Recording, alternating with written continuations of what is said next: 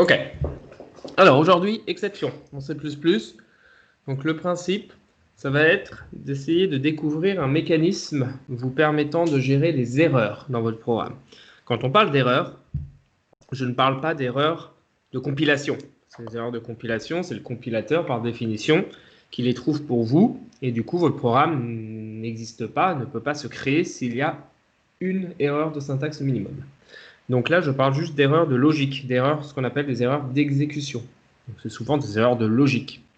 Ces erreurs-là, en 1G1, vous ne saviez pas trop les gérer, donc chacun y va à sa sauce avec des codes erreurs ou des if à l'appel. Exemple, if truc bidule différent de nul, alors c'est bon, else, return -5. Voilà, return -5, vous savez que -5, ça veut dire qu'il y a un problème. On appelle ça un code erreur.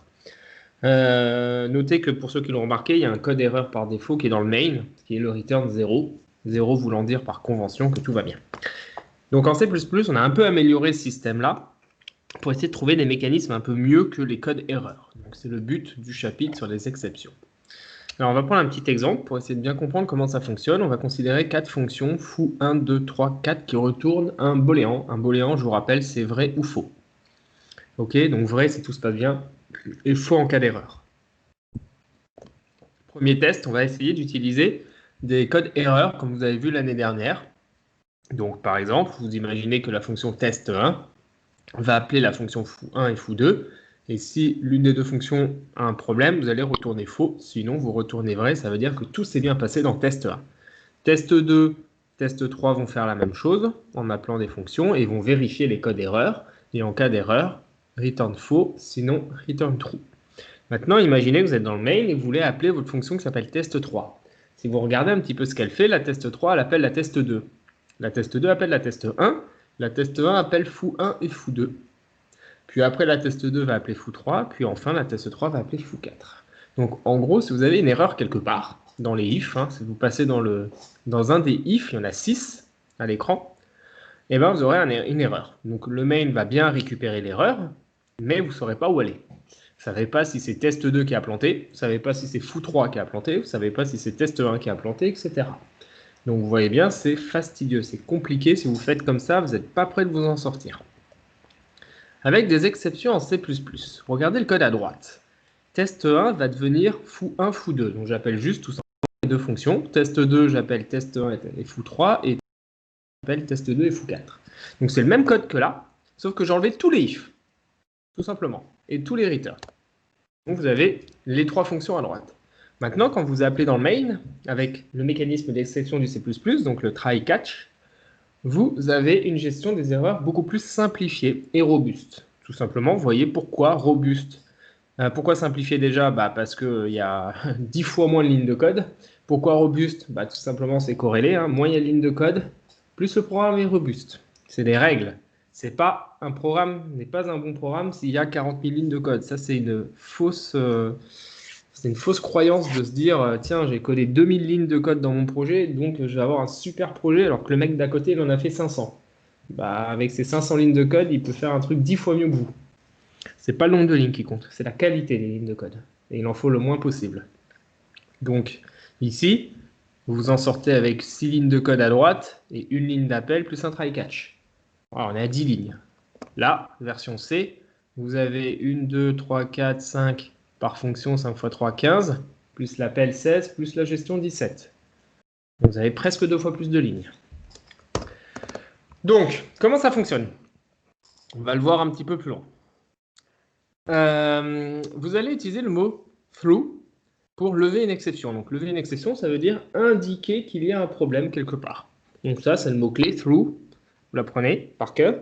Et vous allez lever une exception d'un certain type. Par définition, c'est std::exception. C'est le truc standard, si vous voulez, qui est dans la librairie std, qui va juste vous dire une exception, vous ne savez pas de quel type. Voilà. Pour attraper une exception, maintenant, c'est le catch. Donc, il y a deux mécanismes. Un, on lève avec through. Deux, on catch, on récupère. Récupérer, ça veut dire traiter l'erreur, la trouver et la traiter. Donc, généralement, vous verrez que l'on catch par référence. C'est pour ça que vous avez un const std::exception référence. Vous pourrez catcher par copie, c'est pas très grave, mais on préfère par référence parce que je vous l'ai toujours dit, les références, c'est plus optimisé en mémoire et ça va plus vite.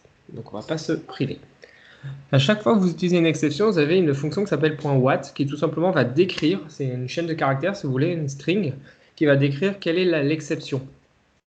Tout simplement. Donc là, il va vous afficher par exemple problème std exception a été levé.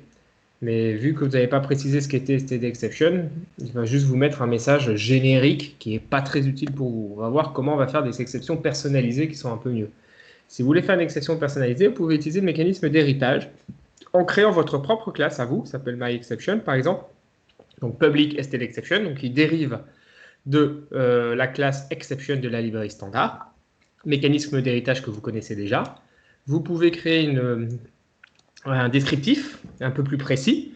Et en public, vous pouvez faire votre constructeur, votre destructeur, et enfin, redéfinir la méthode what. Donc, c'est la méthode dont je vous ai parlé au slide d'avant, donc celle-là, qui va définir qu'est-ce que ça fait. Alors, pourquoi elle doit être redéfinie? Simplement parce qu'elle est virtuelle, pure dans la classe exception, ce qui veut dire que vous êtes obligé de la redéfinir, tout simplement, mécanisme du polymorphisme. Encore une fois, on a vu le cours, donc vous êtes obligé de la redéfinir. Et qu'est-ce qu'elle va faire? Dès que vous appellerez, dès que vous lèverez une exception de type myException, vous allez appeler la méthode what qui va vous retourner la description que vous avez mis en paramètres lorsque vous avez créé votre exception dans le constructeur. Voilà comment ça va fonctionner. Comme ça, vous pouvez créer des exceptions personnalisées du genre, on ne sait rien, les coordonnées ne sont pas comprises entre 0 et 100.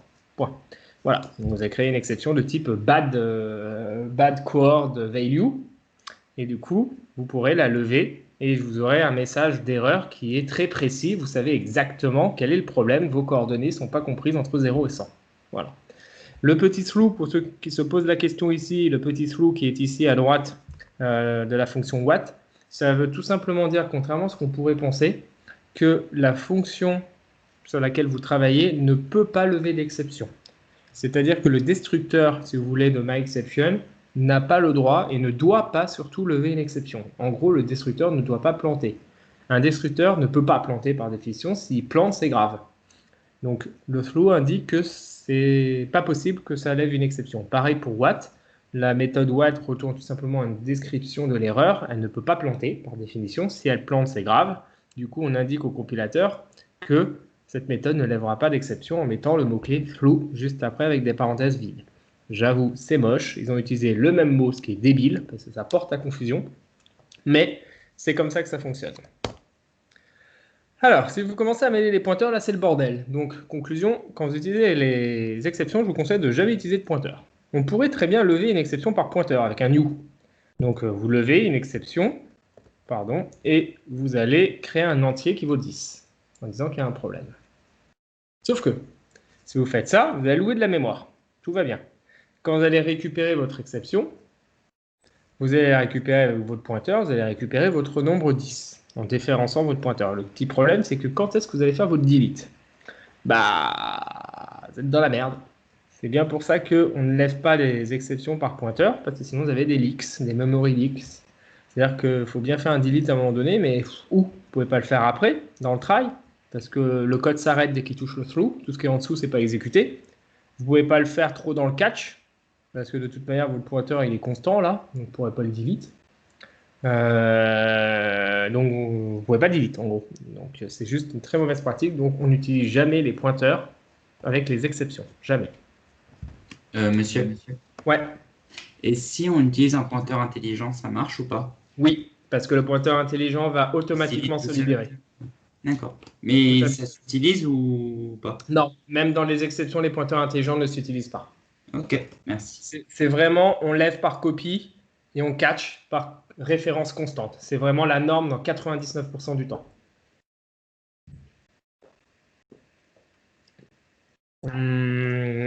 Ok. Le cas général, l'ellipse. Donc les 3 petits points, ça s'appelle l'ellipse en C++. Ça indique tout simplement que quand vous ne connaissez pas le type de l'erreur, vous pouvez catcher par défaut. Par défaut, mais vous ne saurez pas ce que c'est. Donc vous mettez un message générique, unknown exception, vous ne savez pas ce que c'est. Mais au moins, le cas est géré, si vous voulez. Vous verrez que si vous ne le mettez pas, il y aura peut-être un problème. Alors, il y a un ordre dans les exceptions, effectivement, il faut faire un peu attention. Prenons le code suivant. Imaginez que vous avez un vecteur de int, tab, qui a 10 cases et que vous essayez d'accéder à la case numéro 10. Ce n'est pas possible parce qu'il n'y a que 9 cases plus le 0. Donc il y a bien 10 cases en tout, mais la dernière case, c'est le 9. Vous n'avez pas le droit de faire tab crochet 10, c'est faux. Ou tab.at 10, c'est pareil, c'est faux. Sauf que le at, il va lever une exception. Parce que là, c'est défini dans le standard comme ça. Donc dans ce cas-là, il va regarder le compilateur quel est le type de l'exception. En l'occurrence, c'est un range check.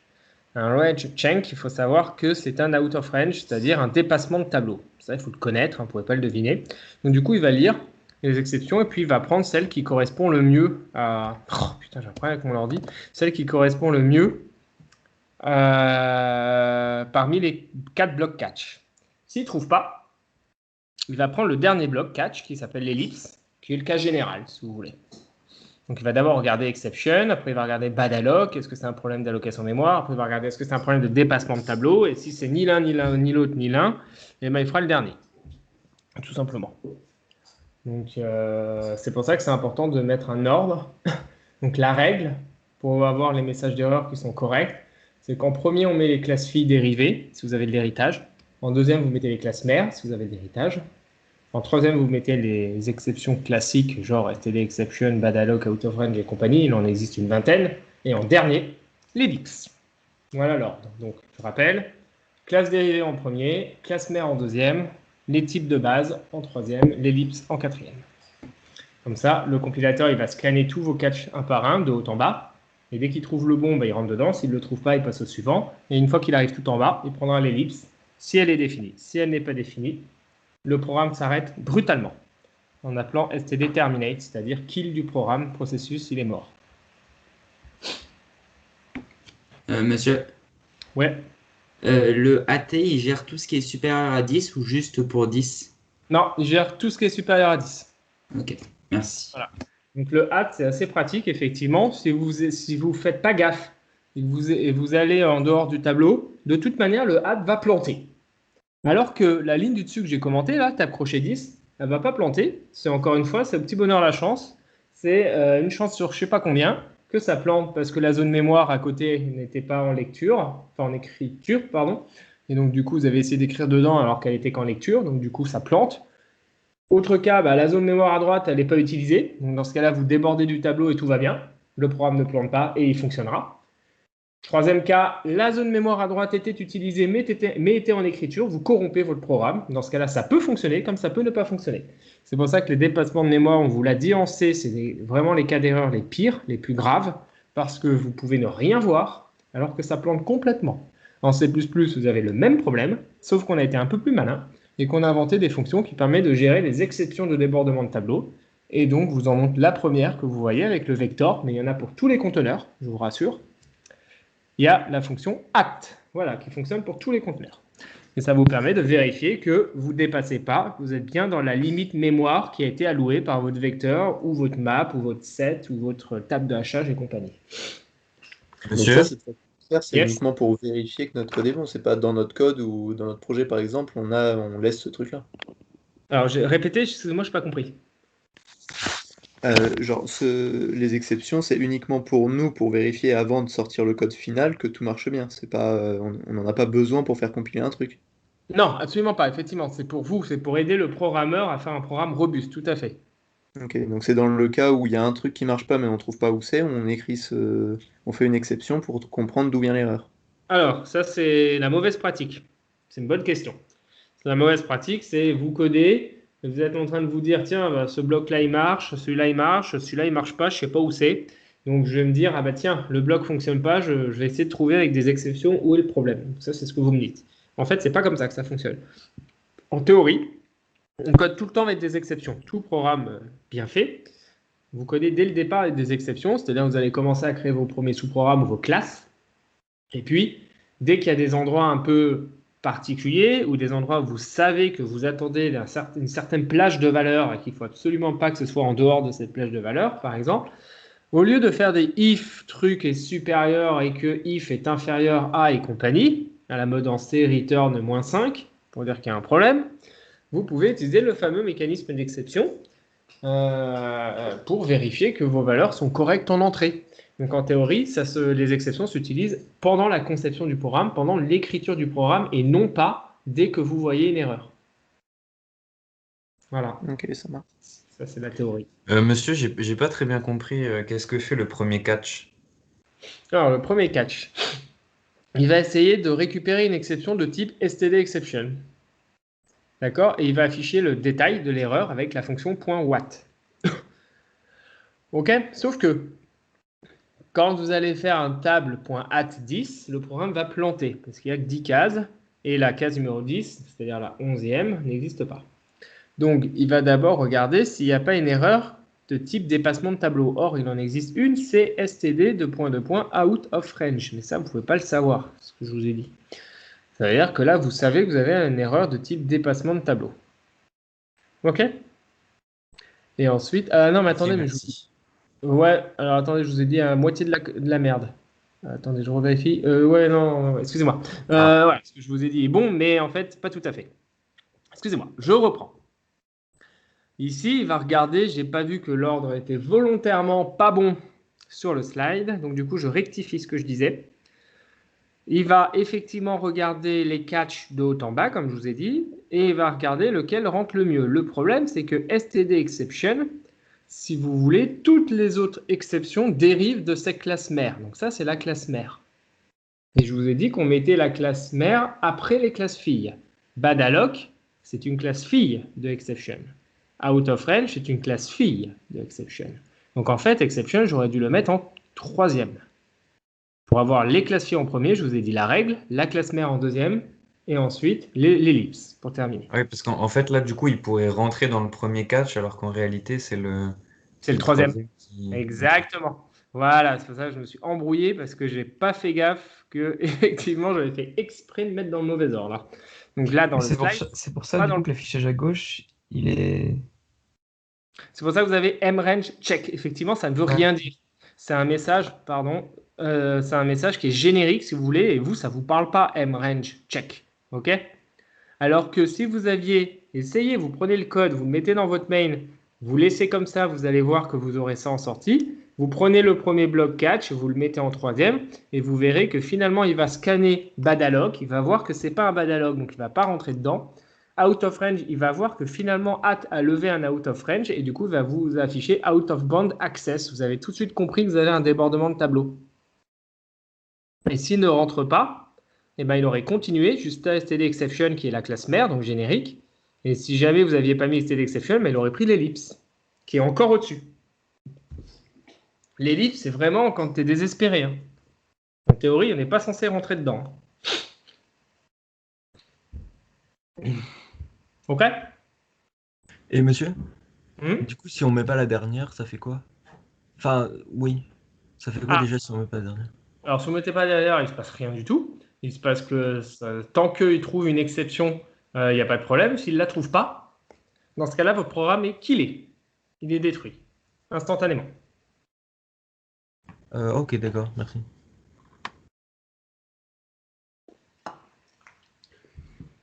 D'autres questions?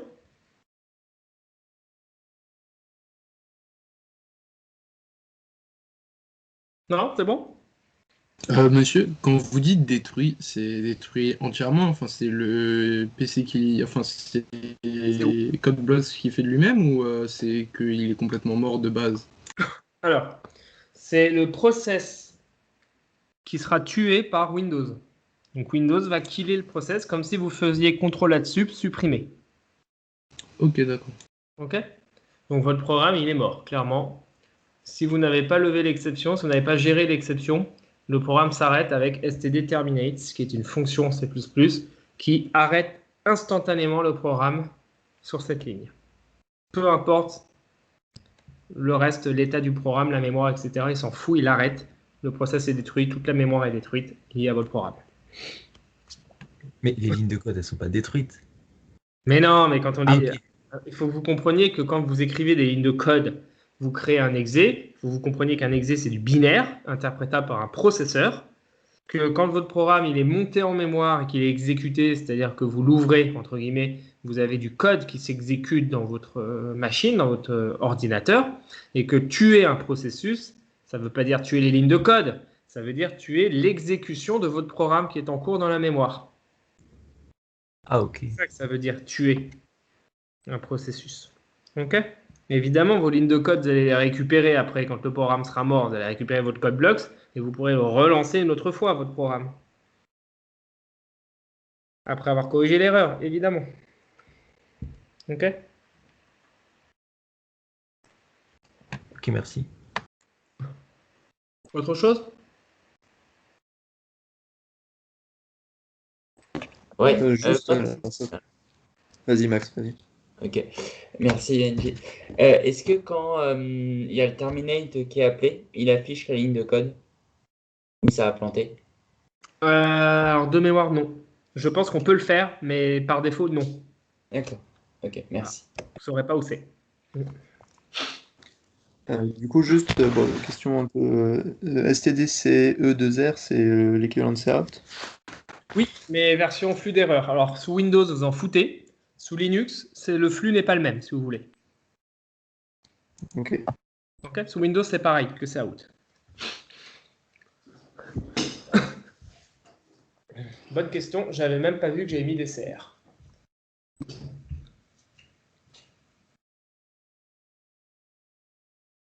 Autre chose ?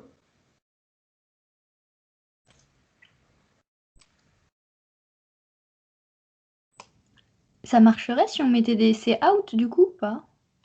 Bien sûr, vous auriez le même comportement. D'accord. Voilà, c'est juste que je vous dis, si vous étiez sous Linux, le comportement n'aurait pas été le même. Mais la plupart d'entre vous étant sous Windows, ça ne change rien.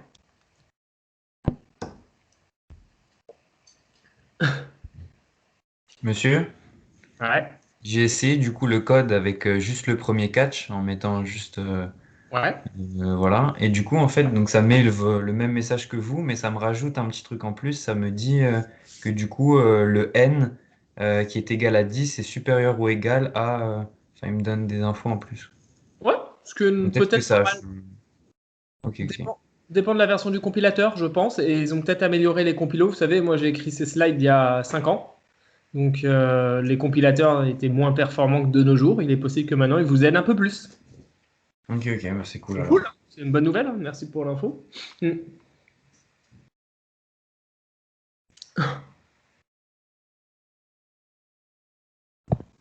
moi, du coup, ce que je comprends pas, c'est le try, on l'appelle où? Genre dans le main, on lui dit try? Alors, J'ai pas compris comment on l'appelait concrètement. le try, vous le mettez où vous voulez, à l'endroit où vous voulez tester du code. Tout ce qui est entre un try et un catch, c'est du code qui est testé. Ok ? Ok. Donc, s'il y a des zones de code qui ne sont pas sensibles, vous ne mettez pas try catch, on s'en fout. S'il y a des zones de code sensibles, vous mettez un try catch autour de la section sensible. Donc, qu'est-ce que vous voulez dire par tester? Parce que je ne comprends pas ça.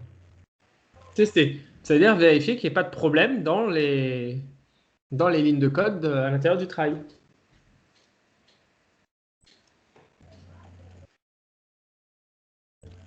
Je parle d'erreur d'exécution, évidemment.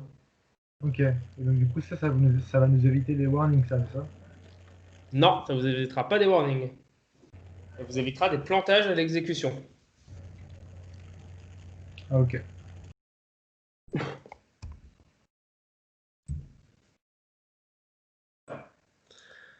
Exception et héritage. Bon, rien de très intéressant, juste pour information. Si vous catchez l'exception par valeur, c'est pour ça que j'ai mis des consts, regardez, il y a des consts références partout. Si jamais vous ne mettez pas les références, en cas d'héritage, vous avez des problèmes. Logic error, c'est une exception qui hérite de stdException, je vous l'ai dit. Et du coup, si vous catchez par value, vous allez perdre le comportement par polymorphisme. C'est-à-dire que le point what, il ne va plus vous afficher votre message d'erreur myLogicException, il va vous afficher le message d'erreur par défaut de stdException qui, je ne sais plus ce que c'est, je crois que c'est unknown exception, c'est-à-dire exception inconnue. C'est pour ça que si vous ne voulez pas perdre le comportement polymorphique, il faut catcher par référence constante. Et en plus, je vous l'ai dit, c'est plus performant. Donc c'est pour ça, on capture toujours Capturer, c'est ce qui est dans le catch. Capture toujours par référence. Donc, vous voyez le slide d'avant. Ils sont tous par const référence. OK? Donc ça, c'est ce que je vous ai dit à l'oral. Hein.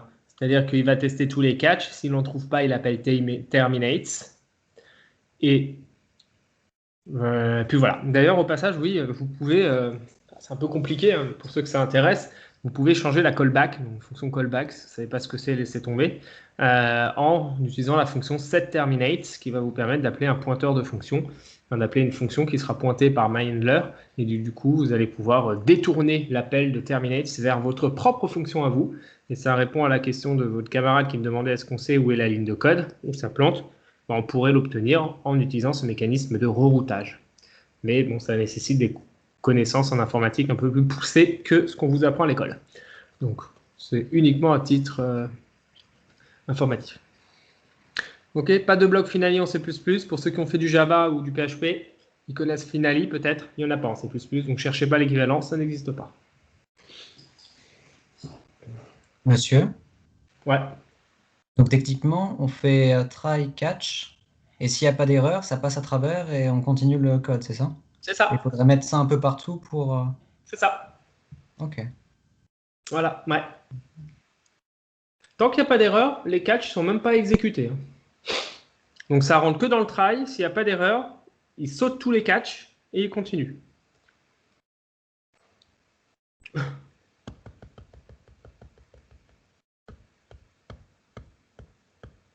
Ok. Du coup, le try, je reviens, bon, c'est toujours un peu la même question, mais pour être sûr, le try, c'est considéré comme une boucle et pas comme un sous-programme. C'est pas une boucle, non. On l'appelle comme un do-while, par exemple. C'est quoi vous appelez, on l'appelle comme un do-while? Je ne comprends pas la question.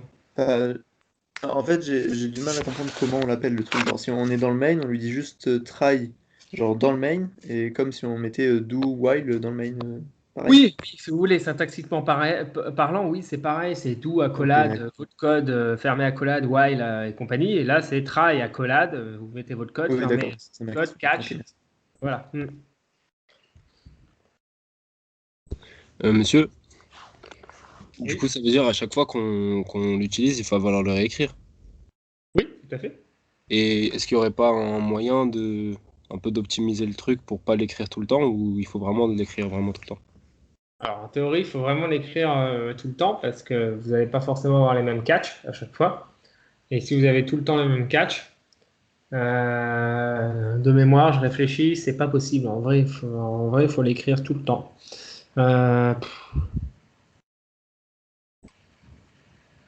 Ouais, il faut l'écrire tout le temps en vrai. Ok, merci. Comment on pourrait faire sinon? J'aurais bien des idées, mais c'est un peu trop poussé et je suis même pas sûr que ça se fasse correctement tel que je le pense. Donc, je vais pas vous en parler parce que je pense pas que ce soit une bonne méthode.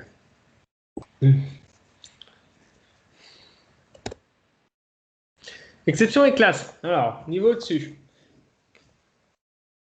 Constructeur peut lever une exception. Oui. Alors, quid des exceptions dans une classe, notamment au niveau du constructeur et du destructeur? Imaginez la classe test suivante avec deux pointeurs, donc deux tableaux. Vous faites vos new dans le constructeur et faites vos delete dans le destructeur. Là vous avez l'impression que vous avez codé correctement. Ce qui n'est pas tout à fait faux, pas tout à fait vrai. C'est-à-dire que globalement, oui, vous avez fait vos allocations et oui, vous avez fait votre libération dans le destructeur. Vous avez donc respecté le principe de RA2I, pour ceux qui savent ce que c'est, j'en ai déjà parlé. Mais le problème, c'est qu'imaginez que le premier new, il plante. Ça peut arriver. Les new, ils peuvent planter. Parce qu'il a passé une mémoire sur votre ordi, par exemple. Donc si le new, il plante, il va lever une exception. Si vous ne catchez pas l'exception, ben, le destructeur, il ne sera jamais appelé. Si le destructeur n'est jamais appelé, dans ce cas-là, votre delete n'est jamais appelé. Du coup, vous avez une fuite mémoire. Bim, ça commence. Conclusion, votre constructeur dit qu'il n'est pas safe. Il n'est pas safe exception, c'est-à-dire qu'il peut lever une exception et qu'en plus, vous ne le gérez pas. Donc, deux solutions. Un, vous mettez un try catch à l'intérieur du constructeur. Vous vérifiez qu'il y a un problème de mémoire. S'il y a un problème de mémoire, faites les delete. S'il n'y a pas de problème de mémoire, vous laissez couler et le destructeur sera appelé automatiquement au bon moment. Deuxième cas, le mieux, vous n'utilisez pas de pointeur. Encore une fois, on en revient toujours à la même chose. En C++, les pointeurs, on essaie de les bannir. il n'y a pas de raison d'allouer un tableau de type newInt, sachant qu'il existe le vector. Le vector, lui, gère sa mémoire automatiquement. Donc, si vous avez des exceptions qui sont levées, le vecteur s'occupera de libérer automatiquement ce qu'il doit libérer. Pourquoi faire simple, enfin compliqué quand on peut faire simple? Au niveau des destructeurs, un destructeur ne peut pas lever l'exception. Ce n'est pas possible, contrairement à un constructeur. C'est pour ça qu'on l'indique avec le fameux mot-clé through. Donc, je vous l'ai dit, le petit through, là, on l'avait vu dans les premiers slides. Ça veut tout simplement dire le destructeur n'a pas le droit de lever l'exception, ce qui veut dire que vous n'avez pas le droit de faire un try-catch dedans, et vous n'avez pas le droit de faire un through pour lever une exception à l'intérieur du destructeur. Voilà, c'est comme ça, c'est défini dans la norme.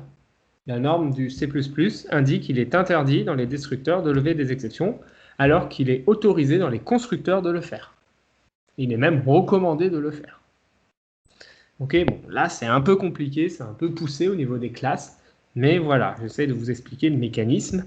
Imaginez cette classe s'appelle SafeClass, dont le but est de gérer un fichier en lecture, ifstream, et de lire ses données. Dans ce cas-là, un bon code pourrait être de faire un try-catch à l'intérieur du constructeur, de ouvrir le fichier. Si le fichier plante, parce que ce n'est pas le bon nom de fichier, vous allez lever une exception de type iOS failure avec un message d'erreur qui s'appelle error opening file, qui va être intercepté par le catch juste en dessous. Et quand vous allez afficher donc sur l'écran stdr e.wat, e.wat vaudra error opening file, le message que vous avez mis juste au-dessus. Et dans ce cas-là, vous avez géré donc le problème de fichier qui n'existe pas quand vous l'ouvrez, de manière safe. Vous n'avez pas besoin effectivement de fermer la mémoire du fichier parce que le stream, le ifstream, s'occupera de le faire tout seul pour vous. C'est vraiment magique. Et le destructeur, bah, vous pouvez fermer votre fichier en faisant point close et ne pas lever d'exception parce que vous n'avez pas le droit de le faire. De toute manière, vous avez géré les problèmes dans le constructeur. Donc à chaque fois que vous instancierez un objet de type SafeClass, vous êtes sûr que votre fichier sera ouvert correctement. S'il ne l'est pas, vous aurez un message d'erreur. Ok, donc read data, c'est la fonction qui permet de lire les fichiers, enfin les données du fichier. Donc voilà, bon, on ne va pas rentrer dans le code. Hein. Si le fichier est ouvert correctement, vous faites un getLine, hein, ça vous l'avez déjà vu, et vous récupérez les lignes une par une.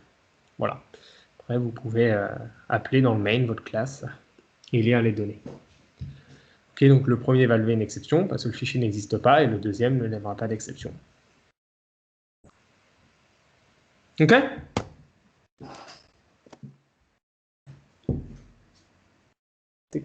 Des questions?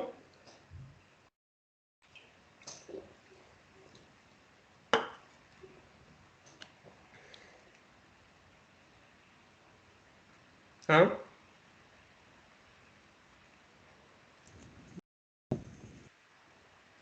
Ça va pour les exceptions?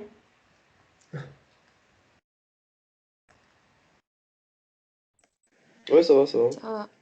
Bon. Alors.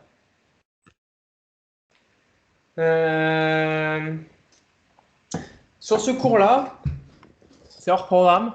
Vous avez des slides après sur les foncteurs liés aux tables de hachage au passage, mais pas forcément. Vous avez des exemples de qu'est-ce qu'un foncteur et comment on peut l'utiliser. Vous avez aussi des exemples sur les lambdas. Notez que j'ai pas eu le temps de corriger mon slide, c'est pas grave. Les lambdas qui sont encore quelque chose qui c'est très très puissant, C++, c'est très très intéressant. Et du coup, si ça vous intéresse, vous pouvez les regarder, mais ce n'est pas au programme. Ce n'est pas enseigné à l'ECE, les foncteurs et les lambdas. C'est pour aller plus loin. Donc, vu que les slides sont des slides de Thales, pour la formation que j'ai faite, il y a je sais plus 5 ans à peu près, et ben, vous avez un peu plus de rab, entre guillemets, pour ceux que ça intéresse et qui veulent aller plus loin. Ok, nous, on s'arrête sur les exceptions, donc ce slide 16 sur 16. Et puis voilà, maintenant vous pouvez faire les petits exercices du TD. Et ensuite, vous pourrez faire les exercices semaine prochaine extra 1, extra 2. qui sont des exercices qui vont récapituler à peu près toutes les notions de C++ que vous avez vues depuis le début de l'année. Donc, je vous encourage vivement, de toute manière, les chargés de TDTP sont courants, que vous devez faire les exercices extra 1 et extra 2. Ils sont longs, je vous préviens, c'est le but. C'est des mini-projets, si vous voulez. Chaque exo est un mini-projet. Donc voilà, le but, c'est qu'en 2-3 heures, vous soyez capable de faire au moins un des deux exercices. Parce que je pense que les deux, c'est impossible. mais au moins en 2-3 heures, être capable de faire soit le puissance 5, soit l'arbre binaire de recherche, l'ABR. Monsieur, moi j'ai juste une question à vous poser, mais ça concerne le projet. Alors, projet, on verra ça après. Je veux juste Ok.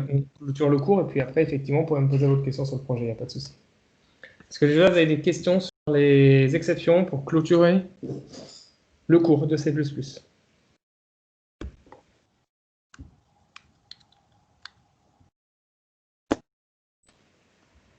Non, ça va?